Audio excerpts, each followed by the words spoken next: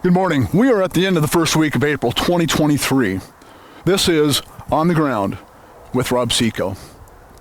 It's pretty early at this latitude. We are just west of Omaha, Nebraska this morning, and it's still early in the season. But we need to think about planting date. How does planting date affect our two major crops, at least here in the Central Corn Belt, corn and soybean? And is planting date more important or more critical for one crop over the other? Thinking about both crops in reference to corn, let's consider corn delicate. And as you consider soybeans, frankly, soybeans deserve more respect. Planting date is less important for corn relative to condition.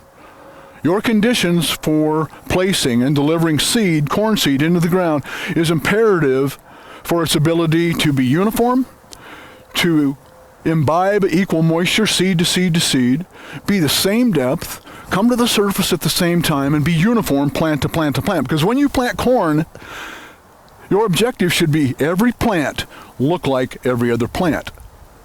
Lack of uniformity. Think of this, lack of uniformity. If you have two plants 5 3/4 inches apart, one comes up 2 days ago, one comes up today, so we have 2-day separation between two plants. What's the penalty for the late emerged plant? That's about 100 kernels. 100 kernels on an ear that'll put on 650 to 700 kernels. That is a dramatic negative impact. So with corn, you have the potential to get 100% performance in a span of maybe 20 to 22 days. Soybeans are different. Soybeans are different. They deserve more respect. We think about soybeans and go, man, it's got to be 60 degrees. That's when they germinate. That is just not true. Soybeans can germinate well under 50 degrees. Plus you're delivering them with a planter, with an implement that is able to deliver seed where you want it, when you want it, better than you ever have in the history of farming. And then at the same time, you are protecting that seed with fungicides for disease control, insecticides for insect control, and maybe some stimulation with a biological or a biostimulant. So you're placing it in a better spot. Critical to soybeans. What is the very best planting date for soybean performance on your farm? My father would have said May the 15th. And why? Because, well, he had a great soybean crop once when he planted on May the 15th. And in reality, the very best planting date on your farm for soybean performance is the first planting date, in theory, because you realize soybeans are known as photoperiodic. So they will transition from vegetative to reproductive phase with the trigger of the difference in light. So after the summer solstice, as the dark period begins to lengthen, that will trigger soybeans from vegetative phase to reproductive phase.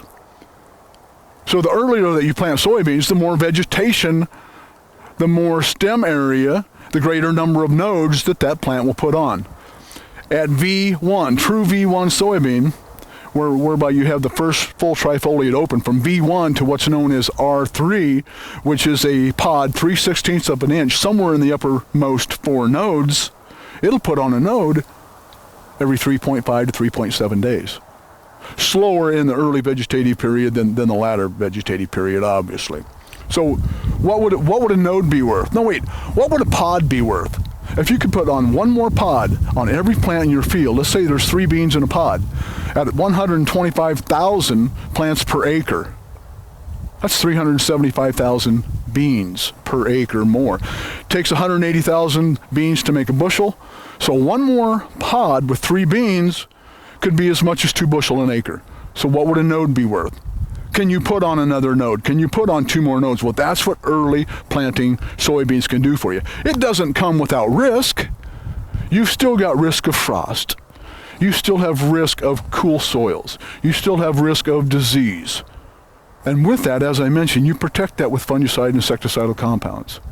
But the ROI and the balance of that is the return on that investment from planting soybeans earlier. So when it comes to planting date, folks, corn is delicate.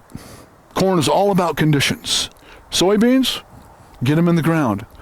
Get that vegetative cycle turning, get as much foliage, get as much vegetation on that plant by the time you hit the summer solstice and by the time they hit the R1 stage.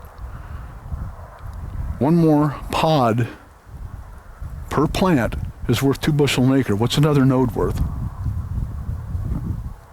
This is a series that you will see all season long. We are at the Rob Seco Future Farm, just west of Elkhorn, Nebraska today. This has been On the Ground with Rob Seco. I'm Todd Claussen.